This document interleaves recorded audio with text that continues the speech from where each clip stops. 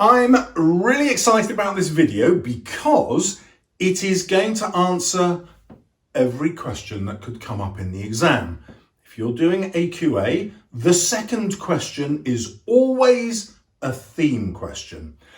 This is brilliant for you because when you get the theme question, this is when you're dealing with the author's ideas. And as soon as you deal with the author's ideas, you're into grade 7 and above. So why wouldn't you choose the question that allowed you to do that? So can you predict what the question is going to be? Yes. The question will always be about social responsibility, even if those are not the words. So your question might ask you about class. What's that got to do with social responsibility? Well, the upper classes didn't feel that they had any responsibility to the lower classes. That's what the treatment of the Burlings towards Eva reveals. So when we're writing about the class system, we're going to reframe it as writing about social responsibility, which is why the class system needs to change. So we can now answer 2 questions with the same essay. What is the question is about capitalism? Well, capitalism in the play is about the exploitation of workers, which then becomes, through the patriarchy, the male exploitation of women, which Eric and Gerald show us about Eva. And therefore we can say capitalism stops the rich capitalists and the males from having true social responsibility. We can also say that this mindset about pursuing profit allows them to see individual lives as disposable, and that also translates to the way Sheila sees Eva's job as disposable, and in fact she just disposes of her from it, and how Mrs. Burling also sees Eva as disposable. I don't trust the girl, she's not being honest with me, I'm going to give her no money, get out.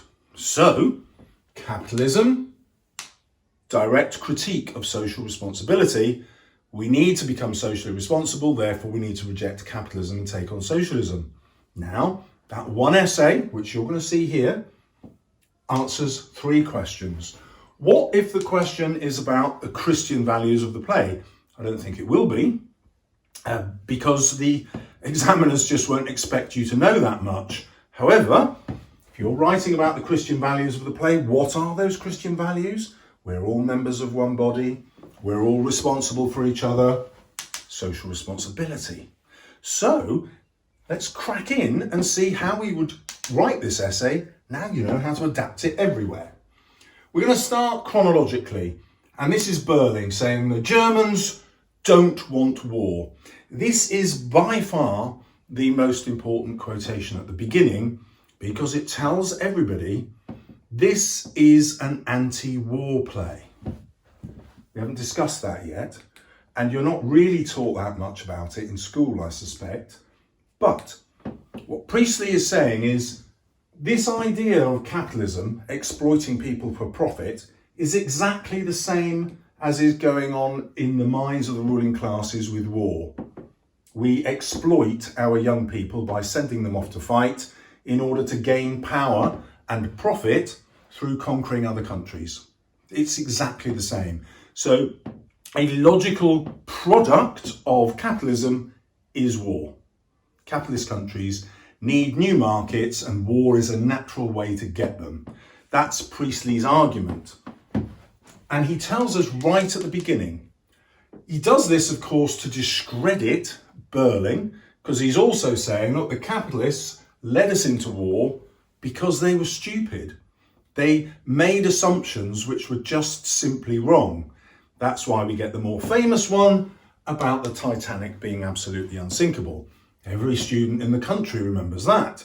But about 1,000 people died in the Titanic. Millions died in the war. This is a much bigger deal to the 1945 audience. It doesn't come across to us as a modern audience because we remember the Titanic, Leonardo DiCaprio, you know, all the film. But actually the war reference is 100 times bigger than the Titanic reference. So now I've decided that lack of social responsibility has led to war, and I've got the quotation to back it up. No one else is writing that. The examiners are, oh, this is fascinating, I hadn't realised. I want to give this really good marks. Next, we have a man has to look after himself, mind his own business. This is brilliant because it's the opposite of social responsibility, so that fits perfectly. That shows us that the Burlings are the enemy in this play. The play is attacking their view, which we find out right from the beginning, but also these words act as an incantation, like a spell that summons the inspector. As soon as Burling says that, Edna comes in. There's been a ring on the doorbell. An inspector's arrived. He's coming to inspect you, is the implication. Why has he chosen this family to inspect? Because of that view. He wants to change that view in society. Number 3, we then have the discussion about capitalism. How should rich businessmen treat their workers? Burling and Gerald think, well, we should just exploit them as much as we can. Sheila says, no, they're not cheap labour. That is a way of thinking about them as commodities. Don't think about them as commodities, as things to be bought and sold or hired and fired. They're people. The other aspect of this is that the biggest employers in Brumley are Crofts and Burlings. They both run these massive factories, probably clothing factories. Who works in them? A huge proportion of the people in the town, especially women. So, if you sack a woman from one factory, can she just go and get a job in another factory? Normally, yes, that's what would happen. But not here, because Croft and Burling act together to form a cartel. A cartel is illegal because what a cartel does is it says, look, we're not going to pay a fair wage. We don't have to, because if we just agree between ourselves what the wages will be, workers won't be able to get a better paid job somewhere else. So we'll just keep paying them a low wage. That's exactly what's going on here. And so from the beginning, we understand that they are criminals. There's no police involvement at this stage. They're not being prosecuted for it, but their business is a criminal business. And Sheila points that out to us. Priestley is pointing it out to us to show how we need to change the way business works in order for society to improve. Next, we have the idea of the morality play. So if we go back several hundred years before Shakespeare, plays weren't bits of entertainment. They had morals. They were used to teach lessons from the Bible, Christian messages. And so if I was an actor at that time, I wouldn't become a person on stage. I would become an idea on stage. And the ideas were the virtues, the things that you should do. So someone would play charity, someone else would play piety, that's being religious. And then there would be the cardinal sins, the behaviours that we shouldn't have in society. Somebody would play a character who represented greed, another would represent lust, another would represent vanity, or things like that, sins. And so what's going on with Priestley is he's saying, look, I'm going to take this idea of the cardinal sins and I'm going to allocate the Burlings to them. So Mr. Burling, he's greed. Pride, Mrs. Burling. Lust, Eric and perhaps Gerald. Envy, Sheila, she's jealous of Eva when she gets her sacked. And the audience will pick up on this, and they're realising that these characters are created in order to teach the moral. What is the moral? Social responsibility. We're all members of one body, we look after each other. Most students, they won't be mentioning this, but you will. Your marks will go up because your context, this is the context, will be linked to the author's point of view. Next we have Inspector Goole. We're only going to quote the one word because it is a homophone, a word that has the same sound but a different spelling, for Goole, which means ghost. And this is a didactic play. That means it is here to teach. Didactic, it's teaching a lesson, which links to the morality play, which was teaching a lesson. How do we know it's a didactic play? Well, it's in the same tradition as A Christmas Carol. Everyone in the audience would have read A Christmas Carol, Dickens' most famous story, in which 4 ghosts appear to teach Scrooge how to be a better human being. They teach Scrooge social responsibility, how he's got to look after others. And so this is a really easy way that Priestley is saying to the reader or the audience, pay attention to the lesson that my play is teaching you. And he keeps drumming that lesson home all the way through. And he does that with this supernatural reference. Now, when you're writing about this, you don't have to argue that the inspector is actually a ghost or that he isn't actually a ghost. That's left unresolved, isn't it? We never find out. So you don't have to decide one way or the other. You're just going to say the supernatural reference is also a reference to this didactic tradition from A Christmas Carol, which all his audience would already be primed for because they would all know that text. Now, we jump into Sheila's words once the inspector's gone. She says, he inspected us all right. And so this encourages us to go back over the play and say, what was the lesson that the inspector taught us about each character? And we can easily see that what each character does shows us the need for social responsibility. If Sheila had thought about Eva's prospects, she would never have got her sacked from Millwards. Why? Well, Millwards was the job that saw her all right. It was actually much better for Eva to have that job than the one at the Burling's factory. It's a much better job, and she was much happier. So Sheila, in many ways, is worse than Burling in terms of what happens to Eva. She's much better than Burling in terms of what happens in the rest of the play. But you can bring out examples from any of the characters to show that their behaviour teaches us that social responsibility is important because they're all guilty of acts that led Eva to kill herself. Then we get to the patriarchal exploitation, because although Sheila has ruined Eva's life in many ways, the worst part is the way that she gets used for sex. So Gerald puts her up in this nice little set of rooms, which he says it so happened his friend gave him the keys to. That is an obfuscation. This is him avoiding responsibility. What this actually means is his friend has said, I'm going away for 6 months. Here's the keys to the rooms that I use to put women in to have sex. Go and find yourself a woman, 6 months to enjoy her. She'll be your mistress. It'll be super cheap because you won't be paying rent and you won't be having to pay prostitutes for sex that you normally meet in the Palace Bar. That's the subtext of everything that's going on here. And Gerald obviously hides that message with this language, it so happened. No, I did it deliberately is what he means. But of course, he's not going to say that.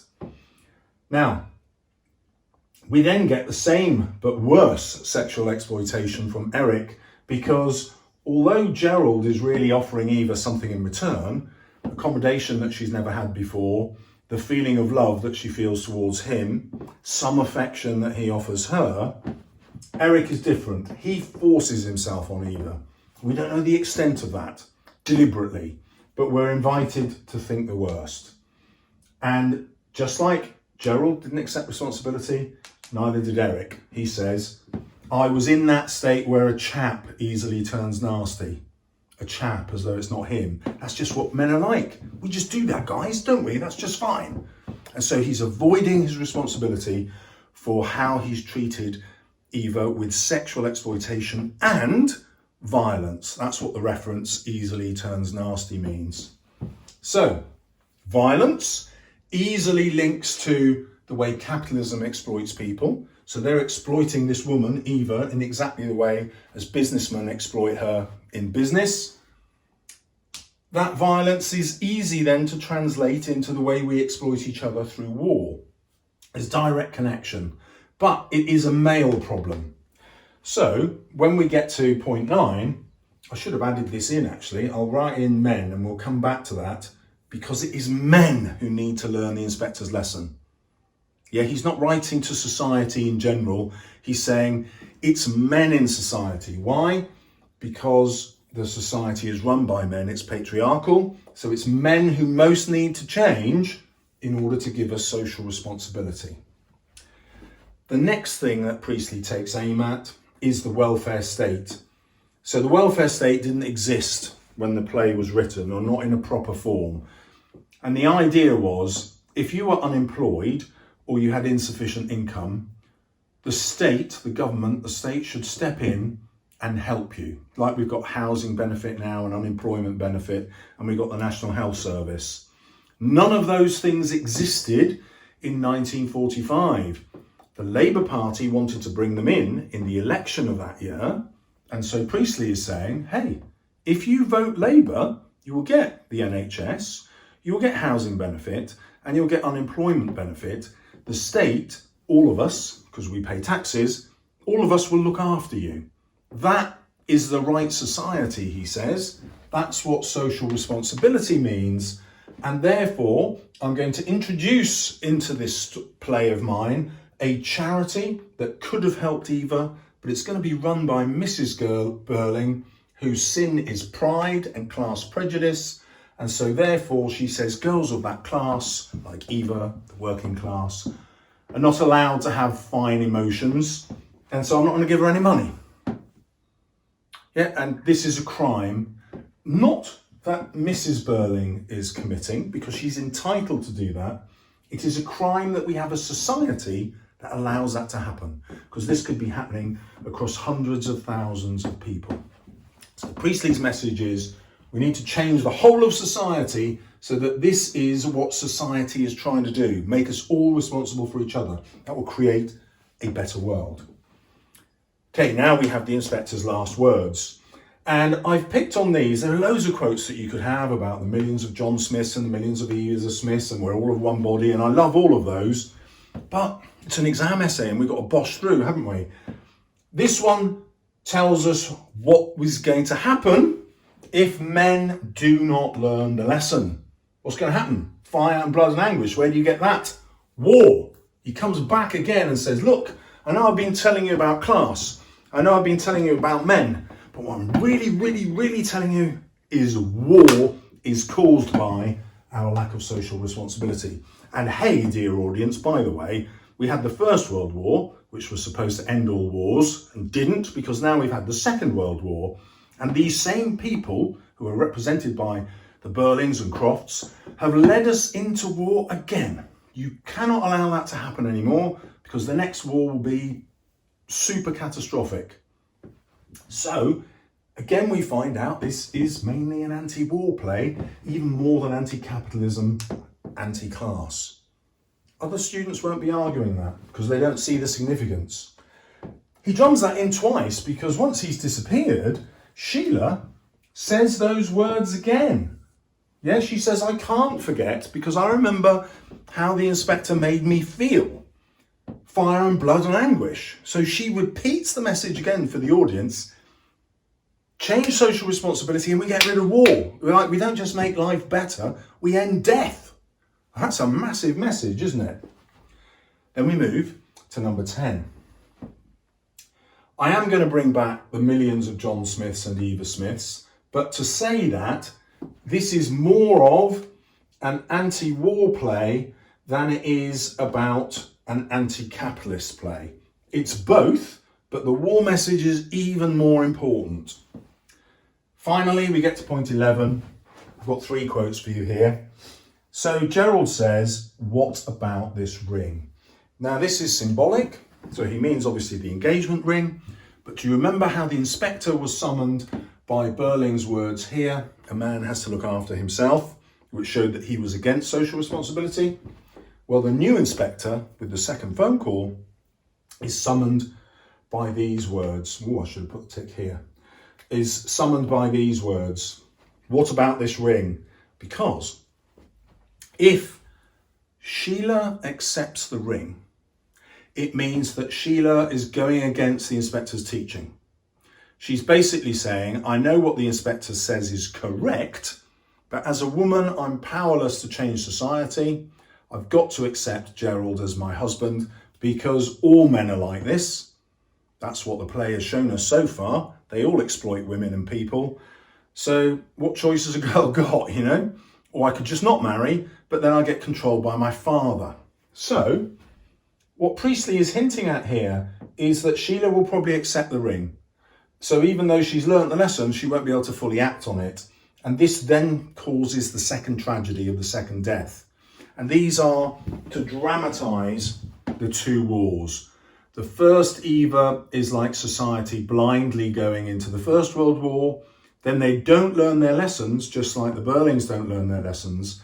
There is a second death. That's why there's a second phone call. But that's exactly like the Second World War. So the deaths in the play of the two girls, or the same girl, depending on how you look at it, symbolise the two world wars. Right, so we've now got a tragic ending where we're all on Sheila's side, but we think, oh, maybe she's going to accept the ring. She doesn't say no. She says, not yet, I must think. Then we've got Eric. Does he learn the lesson? Well, I'm going to argue that I don't think Eric does learn the lesson. We've seen how he used language to distance himself from responsibility. When he finds out that Eva's committed suicide, he doesn't say, I'm to blame. Why not? He blames his mother. He says, you killed her. Well, did she? Like, why has Eva decided to go to charity from Mrs. Burling when Eric's there? Eric's proposed to her. He's actually offered to marry her. But rather than marry Eric, she chooses to kill herself. Who's to blame? Obviously, living with Eric is utterly intolerable to her. Having Eric's baby is utterly intolerable to her. Why? Well, we can now see what must have happened here.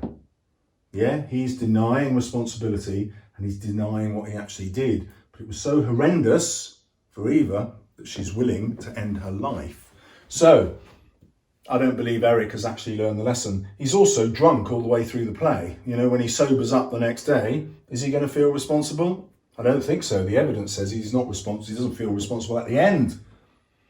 And then we have Burling's words about the famous younger generation who can't even take a joke.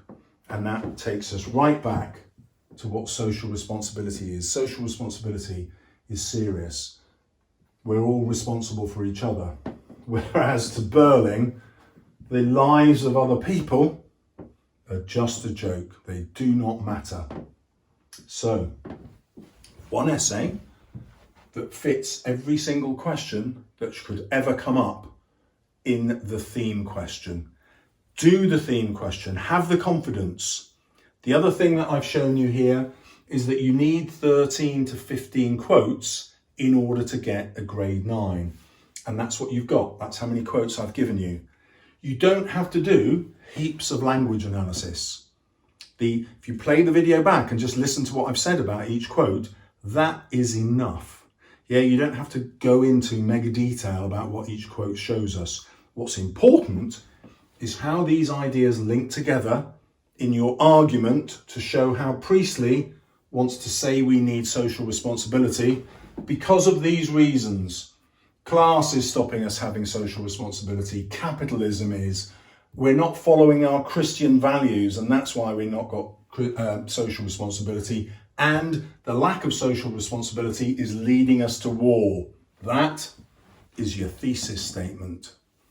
Now, if you want to see a grade 9 essay on Sheila, this is the video to watch next.